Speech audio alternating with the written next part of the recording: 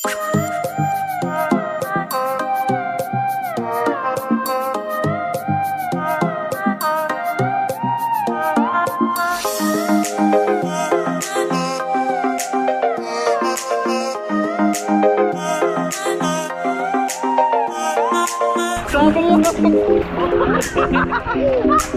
eat! No-rice nga, pero ang ganda mukmuk naman yung ganda mukal naman yung...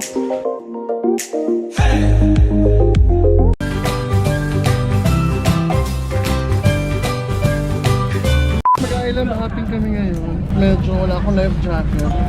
Adjust ko muna kasi may mga katotohanan kailangan natin tanggalin. Mali yung suot mo. Mali yung suot mo. Bakit? Wala sa ano. Mali. Kaya hindi mo siya mahihigit. Ba't mali? Kasi ano, dapat na dito yung kamay mo. Ayaw pa rin talaga. So, adjust pa na. So, wait lang pa. Ayan na.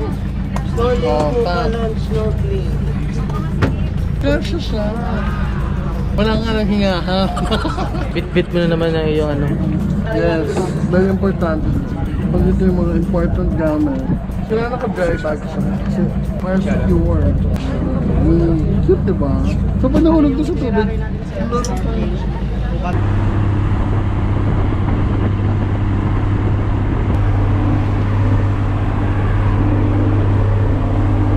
Ang lakas!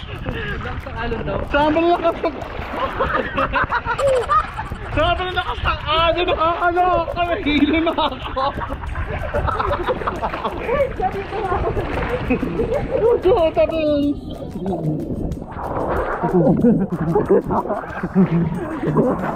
Baka magkitawan mo GoPro.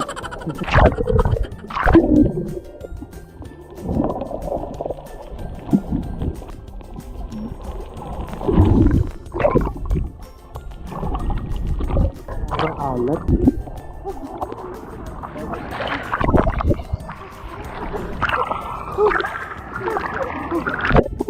So pagkatapos na napakahabang biyahe, ito na yung pinakamasayang part doon. Nakagutom sa alon. Bang! Turuan ko sila technique din na yung sumpalat. Ay, is nasa dagat, pero pag sumukaw.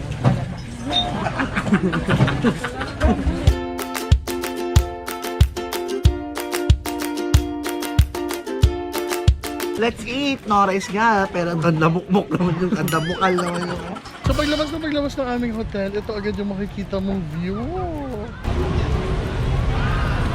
Kakatapos lang namin sa island hopping. And unfortunately, hindi ko siya marirecommend kasi parang nasayang yung araw ko. Pagod ako. Hindi siya masaya. Mas masaya yung island hopping namin sa Puerto Galera. This one kasi nag-snorkeling din kami. Nag-dive kami doon sa isang spot na may mga corals, pero parang itim lang yun nasa ilalim. Parang hindi siya yung colorful corals. Tapos masyado siyang malalim, masyado siyang malayo. Ang maganda dito sa Boracay, yung beach ito, yung sand. Para siyang pulbo talaga. And yes, ito lang, perfect na to. I'm with the person I love.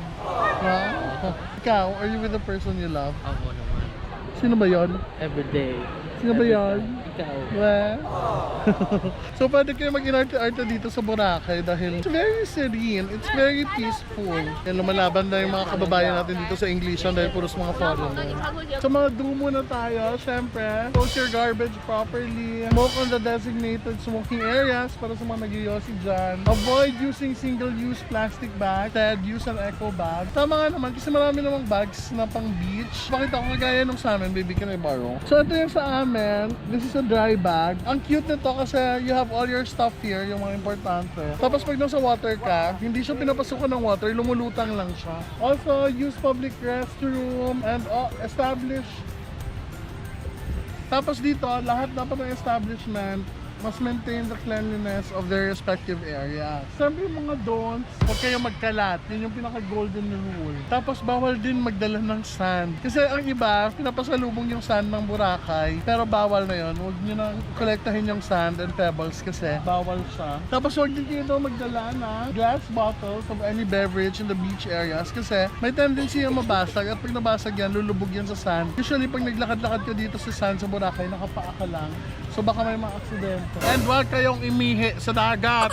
Mga kaloka, please lang. So maintain that attitude na hindi kayo iihi sa dagat. Alam natin dagat yan, alam natin malapad yan, alam natin hindi naman malalaman ng iba na umihi kayo. But please kadire, huwag kayong umihi sa dagat. Mas lalong huwag kayong umihi sa swimming pool.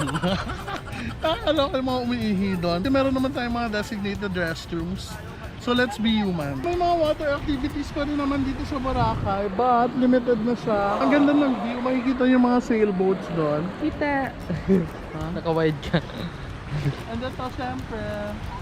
So yung mga nakikita niyo mga bangka, yan yung mga clients ng water activities, nag-scuba diving, nag-helmet diving. Kami nag-island hopping kami kanina, but hindi kami masaya kaya wala akong vlog doon kasi hindi ako masaya. Tapos ayun yung iconic na bato. Hindi Nasa kita. dulo siya. Pupuntahan natin yan bukas siguro. Kung may mga gamit kayo na so nung dyan siya sa dry bag, pag relax lang kami kasi napagod talaga kami sa island hopping. Mga ilang hours tayo nag-island hopping? Mga 3 to 4 hours kami nag-island hopping. And marami kayong mga kasama, mga iba't ibang nationalities. Yung boat, mga 30 kayo, no? Pero malaki naman yung boat. But yun nga, yung places na pinuntahan, hindi siya ganun ka-spectacular. So right now, magbabanlaw na tayo and magpapahinga for our second day. And yung last day namin sa Tuesday, syempre wala na masyadong activities yan kasi pauwi na kami noon and maaga yung flight namin going back to Manila. So tara, pasok na tayo sa room. So ayan, dito na kami. Mag-chill-chill na lang. Kasi I'm so tired and I'm so sleepy. Si Mars nag-ML. Mobile Legends is life. Sa mga nagtatanong kung magkano yung expenses dito sa Boracay bago ka makapunta, kailangan nyo po ng tag 100,000 per person. 100,000.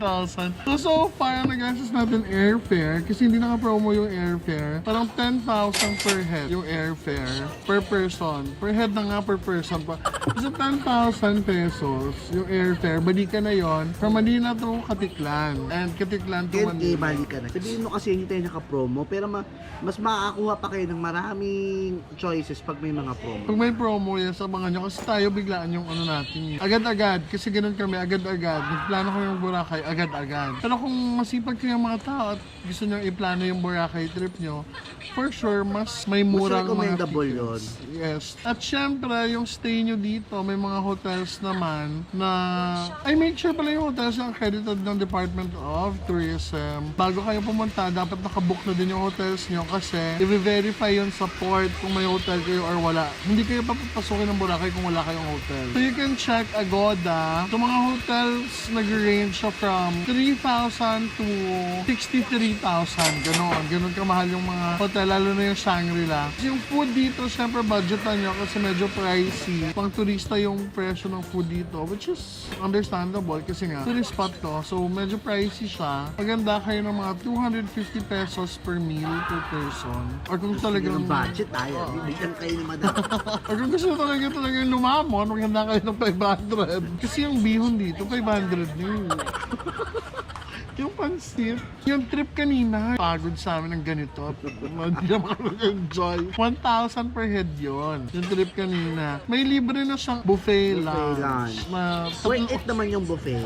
Masarap naman din. Masarap yung food, in fairness, sa trip na yon. Pero yung mga snorkeling, naku, Chika lang nila yun. chika. So marami pang isda dito sa Pampang, no? Chika yun. Or siguro dahil malakas lang talaga yung alon din kanina, no? Oo, di tayo sure. Baka meron din naman talaga nag-e-enjoy. Baka hindi lang talaga namin na-enjoy yung today because may papasok na low pressure area so medyo maalon. Hindi na maalon, sobrang maalon. Sobrang maalon. Parang inuuga-uga na kami dun sa bangka, nahilo-hilo kami. So Puerto kasi colorful talaga. Nagulat ako sa corals, talagang may color. Malakasan, no? Pero dito kanina parang may uling sa ilalim ng dagat. Parang purong kulay itim. Tsaka alam mo, sobrang lalim niya. Yung snorkeling kasi dapat somehow mababaw siya para na ano mo. Siguro makulay talaga yun sa ilalim. So yun yung budget. So pretty much per head. Kung magsistay Yung ka budget na... mo nga, pero hindi recommendable na gayahin nila yan. Oo. Dapat mas ng alternative na mas matipid. True. Kung may mahanap kayo, so pagalingan na lang. Di parang siya challenge ko pa silang wala pa mahanap. Sa 3 days, 2 nights niya, mag-budget kayo siguro per head ng mga 15K, gano'n. So labas pa doon yung airfare. Hala! Yung ano, kuya, naglakad yung ano mo, babalik sa dagat, oh. Nahulog yung ano, yung alimasan. Mahal pala yung seafood dito. Per kilo ng crab is 1,300. Yung hipon, Yung balaki. 1,300 din. Hindi siya budget friendly. Oo. Wala pa dun yung luto. Yung pag nagpaluto ka plus 500 siya. So per dish mo dito, kung magsi-seafood ka, magka-crab ka or hipon, mga 1.8 per dish. May Army Navy naman dyan at Yellow Cab. Enjoy na namin. So kompleto dito sa Boracay, meron dyan mga star